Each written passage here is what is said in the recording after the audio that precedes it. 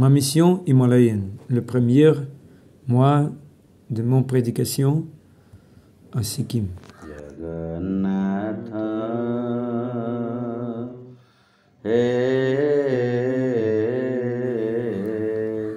Ce sainteté sur le Jayapataka Swami, pour moi, il est Param Diksha Guru, c'est-à-dire le maître spirituel, initiateur de mon maître spirituel initiateur.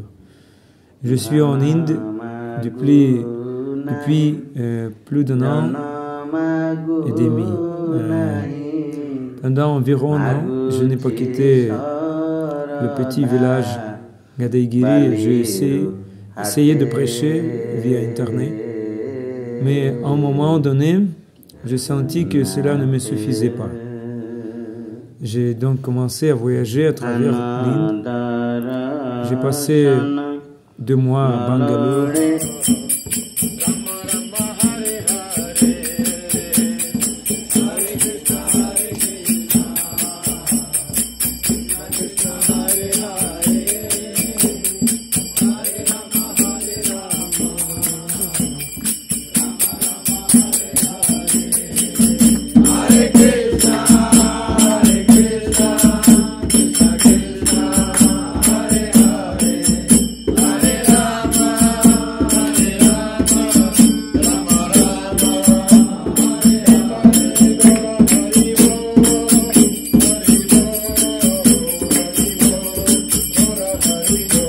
J'étais à Tirupati.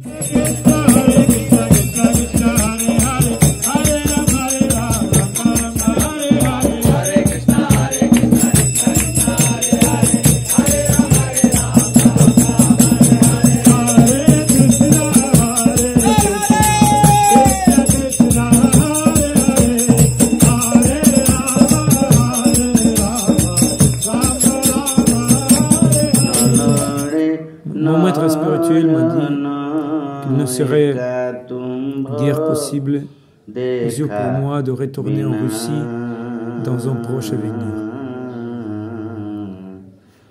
Parce que Srila Prabhupada voulait que les Blancs viennent en Inde et ils répandent la conscience de Krishna, parce que les Indiens sont plus enclins à suivre les Blancs.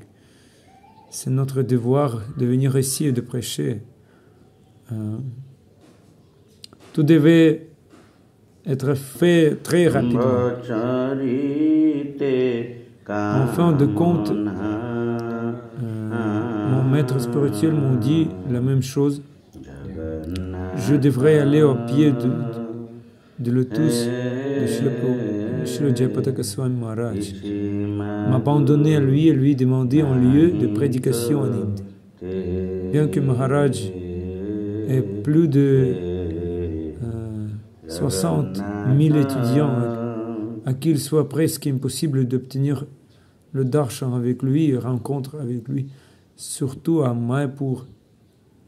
J'ai prié, fait des efforts et finalement j'ai réussi à obtenir le darshan de Maharaj 2 fois, à Mayapur 2 fois. Il m'a d'abord dit que je devrais être sous la direction de prédicateur de Namahata, la maison, le prêcher à la maison, Gauranga Prema Swami, et développer le Namahata au Bengale. Mais le lendemain, Maharaj m'a accordé plus d'attention et m'a donné les 3 noms des sannyasis qu'il veut me présenter pendant le safari. Il m'a invité à faire safari avec lui et m'a également inspiré à apprendre le bengali. Tout devait être fait très rapidement. J'ai attendu toute la journée le darshan Jayapataka Swami sur le tout du bâtiment du lotus, le bâtiment nommé Lotus, à Mayapur. Et comme les sols sont froids, j'ai attrapé un rhume que je n'ai toujours pas guéri. Cependant, j'ai quand même accompagné tout le groupe dans des basses lors de cet incroyable voyage à travers les États de Jharkhand et de Bihar.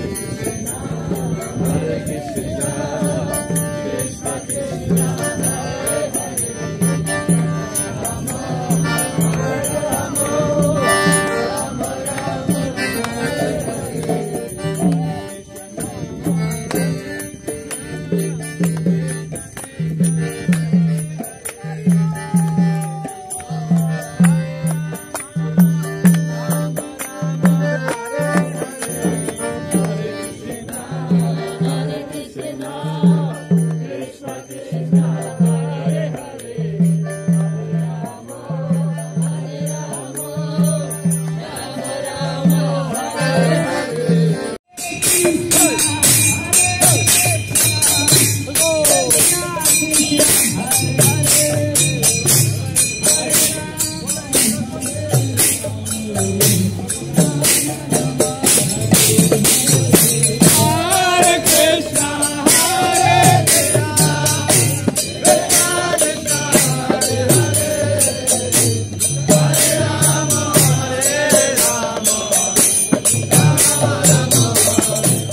eu la chance que cette année, l'austérité n'ait pas été aussi forte que les années précédentes. Chaque jour, nous changions de lieu d'hébergement pour la nuit. Nous avions des programmes jusqu'à tard dans la nuit. Parfois, nous prenions le petit déjeuner dans le bus. Chaque jour, nous changions de lieu d'hébergement pour la nuit. Nous avions des programmes jusqu'à tard dans la nuit. Parfois, nous prenions le petit déjeuner dans le bus.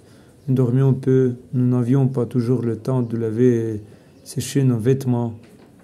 Mais j'ai aimé l'ambiance de cette tournée de prédication. Surtout le chef du safari, Marici Prabhu d'Argentine, qui maintient toujours habilement une atmosphère de joie et d'enthousiasme, sans forcer personne à quoi que ce soit constamment inspirant.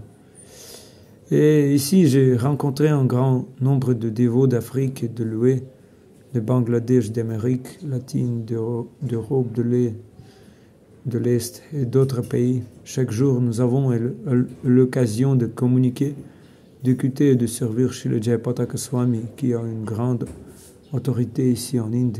Les brahmanes de la caste locale, les gens du gouvernement et les riches sont tous profondément impressionnés par sa personnalité.